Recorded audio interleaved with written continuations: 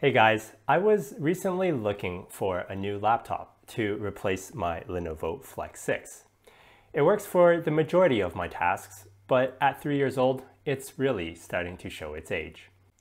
The hinges are loose, the power connector is loose, and it just doesn't play games very well.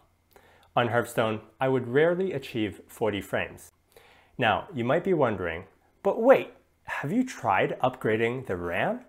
After all, the non-soldered RAM allows for future-proofing, and the future is now. Well, I normally say you're right, but the bottleneck is actually not caused by the RAM. Taking a quick look, we can see that the integrated graphics and CPU both are struggling at 100%. This means the processor is too slow and needs to be upgraded. Unfortunately, that is soldered, and so I won't be able to upgrade it without replacing the computer. So today, we'll take a look at my thought process for picking out a laptop and a common trap that I almost fell into again. Welcome back to Reviews for Life. Let's begin. First, the requirements. For me, my usage isn't really exciting. I mostly do boomer things like watching YouTube, video chat, and casual gaming. My deal breakers are also pretty bare bones. I like to have at least 4 hours battery life, a matte screen, and a power delivery port, because it's 2021. Size and weight don't really matter as long as it's not overly excessive. Most of the time, I'll be connected to an external display, so being able to drive at least one would be necessary. My budget is around 700 Canadian, and I expect to replace the laptop in 3 to 4 years. Knowing when to replace the laptop is often overlooked, and it might seem a little confusing. I mean, after all, shouldn't you want to use your laptop for as long as possible? Well, yes, ideally you would only replace it as needed, but expecting to replace a laptop and actually replacing it are two different things. Let me explain. During the planning stage, a lot of people often wonder if now is a good time to buy, or would it be better to wait? The answer would be it's always good to wait because technology will always improve. But if you need a computer now, then now will be best. By planning to replace a laptop in a few years, you go into the purchase with an abundance mentality. This mindset makes the answer quite clear. Buy what you need today, and if the needs change over time, then you're mentally prepared to make a new purchase. This helps avoid the common trap of future-proofing, which I've fallen victim to countless times. I'll explain the idea a little bit later. Okay, so next we'll need to select a computer based on the requirements, starting with the processor. At the time of recording, Intel is on their 11th gen, and AMD is on their 5000 series.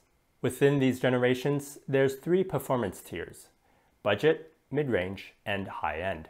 In the mid-range category, it means I'll be getting an i5 from Intel or Ryzen 5 from AMD. Comparing the benchmarks, AMD has a slight lead in multi-core performance, while Intel has a slight lead in single-core. Practically speaking, this difference doesn't actually matter, so we can go either way. For gaming, frame rates vary about 10% between the two, depending on the game. In general, I try to get at least 30 frames, and ideally targeting around 60. But synthetic benchmarks aren't a very good way to check this. Instead, I normally just look up some gameplay videos with the processor I want to use. Personally, I find this to be a lot faster and a lot more understandable than reading benchmark scores. In general, there's also potential savings by considering last year's models. Unless there's some breakthrough technology, performance improves very little year over year. Fast forwarding through the shortlisting process, I normally look on Amazon and sort by price. After selecting 3 to 7 laptops, I take a closer look at each and weigh the trade-offs. At the time, it seemed like Dell's Inspiron 5000 was the only one that had the latest CPU in my price range. Scanning around Dell's site, I was able to get one for 585 Canadian. It comes with a Ryzen 5500U, 8 gigs of RAM, and a 250 gig SSD. Both the RAM and SSD can be upgraded with aftermarket components. Another variation for the same model is the Ryzen 7 5700U. Unfortunately, it's over my budget, but is probably the cheapest option for those who want that specific processor. The extra $300 gets you a faster processor, more RAM, and a larger SSD. Now, in my case, selecting a laptop was pretty straightforward because Dell happened to have a back-to-school sale. But what if you had to decide between several laptops that are super close? Well, if possible, I go into the store and check them out in person, specifically testing out the keyboard, trackpad, and display. How a device actually feels is quite unique to each person and can't be documented well on a spec sheet. But if there's no stores near you, then I normally take the one that has the best performance, assuming you don't fall for the future-proofing trap. If you've never heard of future-proofing, it's the idea where you spend more money than you need to buy more performance than you need, so you don't have to upgrade quite as often. This concept seems great on paper because you'll not only get a faster computer, but you'll also create much less e-waste. Practically though, this isn't always the case. We'll take a look at the two Dells, for example.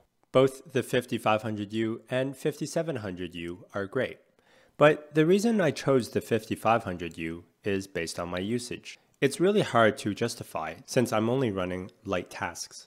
If in 3 years' time, a game I want to play is too demanding for the computer, then chances are an extra 20% improvement from 10 frames per second to 12 is still unplayable. And since laptops have soldered on CPUs, the only way to see any major improvements would be to replace the entire machine. But besides the performance, there's also wear and tear, both physically and on the battery. This can't be avoided, and repairing these damages can be quite costly, because service fees. Future-proofing isn't the optimal strategy. I find it's easier to make decisions based on the needs today, rather than the potential needs of the future.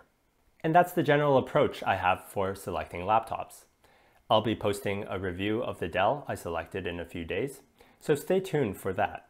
Alright, that's it from me. If you've enjoyed this content, consider liking and subscribing. Thanks for watching, and I'll see you in the next one.